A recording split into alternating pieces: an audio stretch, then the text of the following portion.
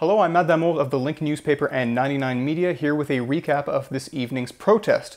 Tonight was a Labor Day themed protest, which was billed as the unofficial start of l'automne chaud, or the hot fall, which is basically saying that there's going to be a lot of strike activity from both labor unions and student unions coming up.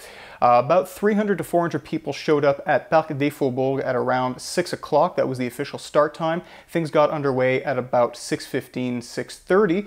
People started marching, and much like May Day, there was a little bit of a false start. Protesters started marching down a certain street, and riot police officers blocked off access, forcing the march to go in another direction. So already people were a little bit irritated by this. But once the march actually got underway, people were very enthusiastic. People were shouting slogans quite loudly. Some of them were anti-austerity, some of them were against the police officers that were present. It was the usual police tactic, riot police officers flanking the crowd on both sides of the sidewalk.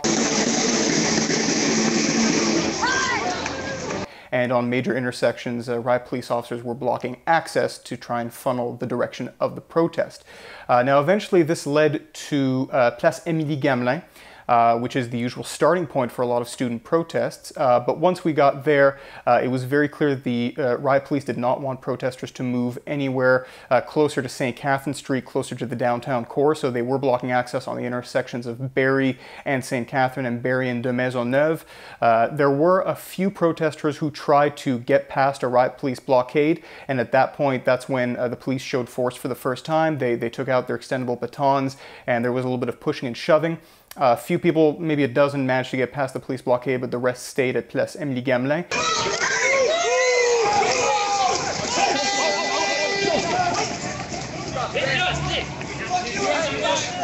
And at that point, that's pretty much when the protest had ended. It all in all took about an hour. A lot of protesters got on the metro system and some stayed outside, but eventually there was just a dispersal. At no point was the protest deemed to be illegal. There was no tear gas or pepper spray that was used, and my colleague at 99 Media followed some of the protesters into the metro system. His name is Rick Fournier. They got off at Frontenac Metro, and it was really just a pocket of protesters that were followed by police for a little while, but no arrests were made. So all in all, it was a relatively peaceful protest. There was a little bit of action going on between riot police and some of the protesters who were trying to get past their blockades. But again, no arrests, no serious force used, and no pepper spray. It ended very much like a lot of the protests last spring did, with police making a hardline push to not let the protesters get closer to the downtown core. So we'll see if the numbers come up past 500 in the next few protests and how the police shift their tactics. For 99 Media and the Link newspaper, I'm Matt Damour. Make sure to check out the linknewspaper.ca and 99media.org for more coverage.